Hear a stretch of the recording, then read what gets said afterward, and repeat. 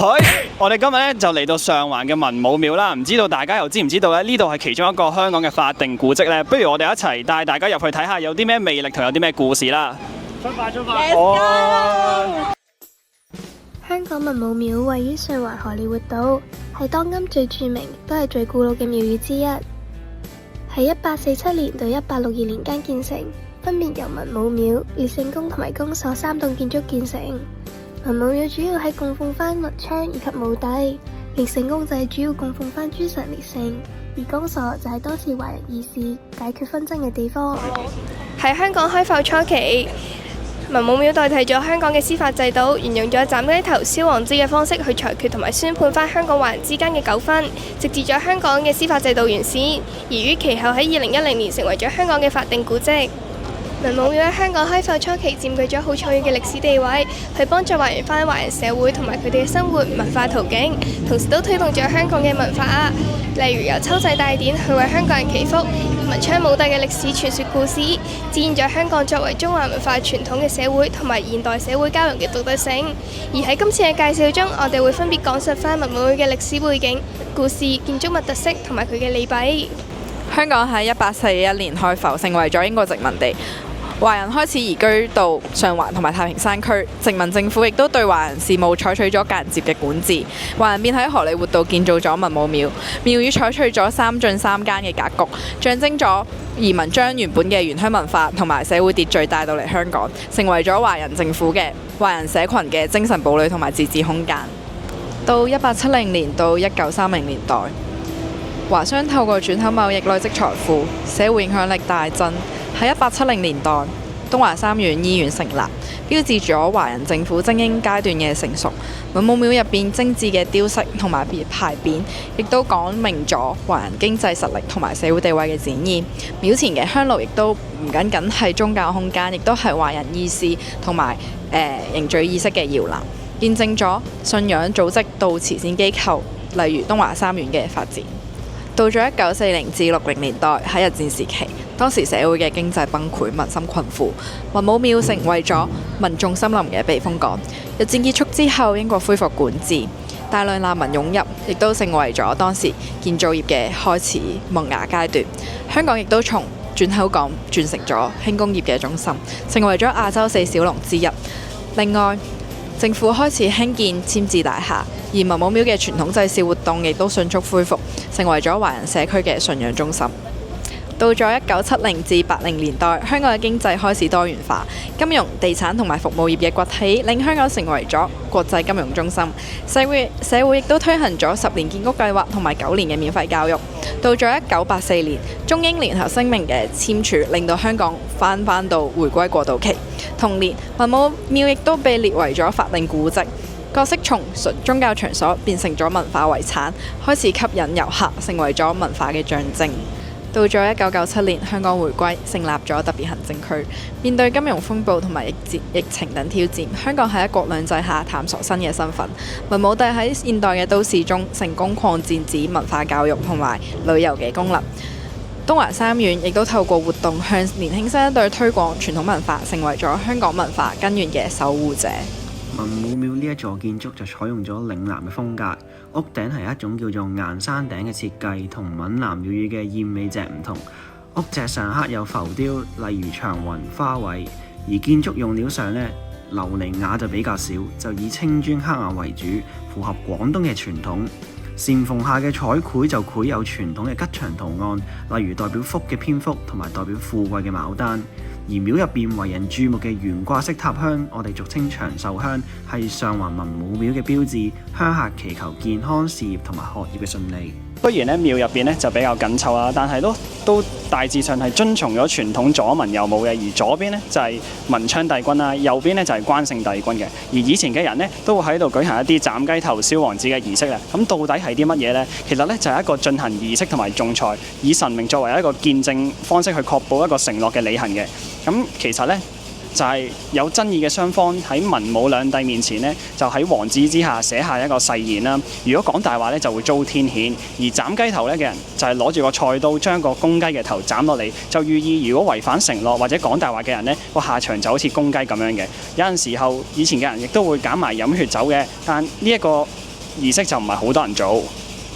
文武廟咧都作為咗文化傳承嘅活化石嘅，咁呢個建築嘅特色咧，由1847年以嚟咧，到而家咧都係完整咁保存咗嘅，咁充分咗體現咗咧以前華人建築嘅工藝嘅精髓啦，同即係例如嗰啲花崗岩啦，花崗岩咧其實都係留咗喺度咧成百幾年歷史㗎啦，都經過啲春風歲月啊，經過啲颱風啊，乜咧，都依然都企咗喺度咧，十分之強勁嘅。呢個咧就代表咗唔單止佢哋承載住成個文武廟嘅建築啦，亦都代表咗佢承載住唔同嘅歷史記憶嘅。同埋啦，上邊咧其實都有唔同嘅花井啦、花隻啦，啱啱都可能都講咗嘅。咁呢個咧就係有啲裝飾啊，同埋力學嘅功能嘅，咁係民間智慧嘅結晶嚟嘅。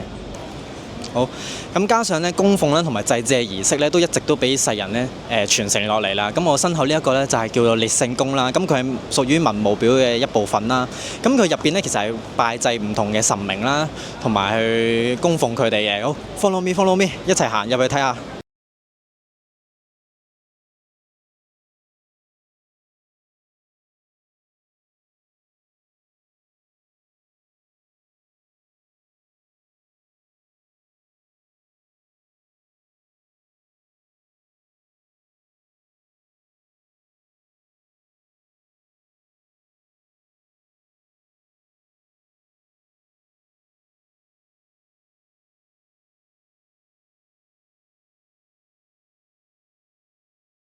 所以啦，文武廟咧，由以前咧為科舉祈福咧，到而家去為咗文憑試啊 DSE 咧去祈福咧，咁其實可以見到嗰個信仰咧，其實一直都傳承落嚟咧，並冇一個斷層咧係出現咗嘅。呢啲嘅建築特色咧，可以喺個花崗岩嘅石柱啦，同埋屋頂嘅結構，即係個花脊，都可以體現咗以前華人自立自建啦、就地取材嘅精神。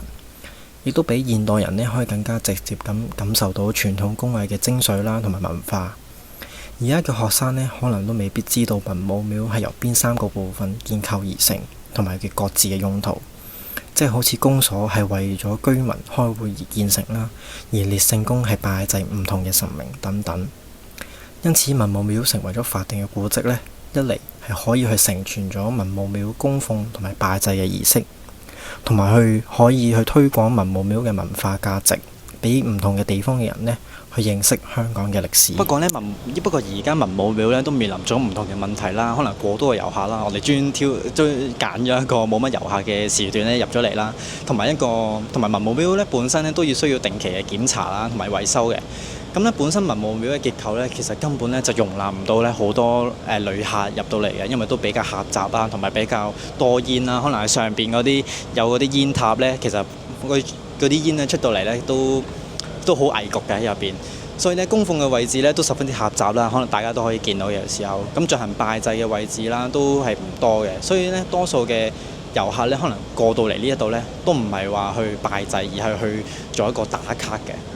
所以啦，加上啦咁多年嚟咧，內部嘅結構咧，可能都已經受到老化啦，都令到呢個保育咧都成為一個難題啦。可能更加高嘅成本啊，或者係有唔同嘅問題出現咗啦，結構上嘅問題出現咗啦。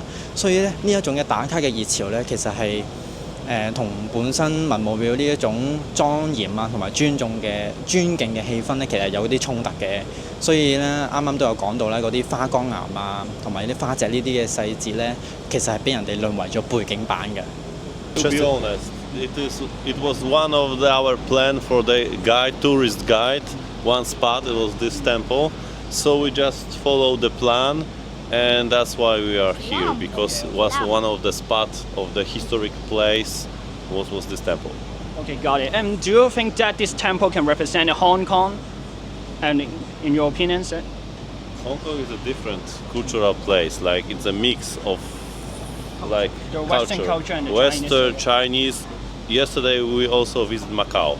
So Macau is a different city, even more European than we thought before. Like because Hong Kong, not really we see that European aspects here maybe. The influence from Europe is rather, I think, in Hong Kong than in Macau, like tall buildings. And in Macau you have a colonial style of the buildings, a little bit lower. But from the religion and from the other point of view, I think Hong Kong might be some kind of significant of European style. But it's also different because we are from Poland. If you know, Poland is the central part of Europe. We don't have any colonial history, colonial background in Poland, so we don't have that influence. So it's sometimes hard to say for us if it's a European, because the British style is different, Portuguese style is different, it's different countries. Like we are more focused on our own country during the history, even from the Middle Ages till now. That's why. And that's why everything is quite interesting, because even for us, another European country are also different, and we can learn something from the British, from the Spain, from Portuguese. That's all. Okay, thank you for being with us today. Thank you. Hope you enjoy Hong Kong.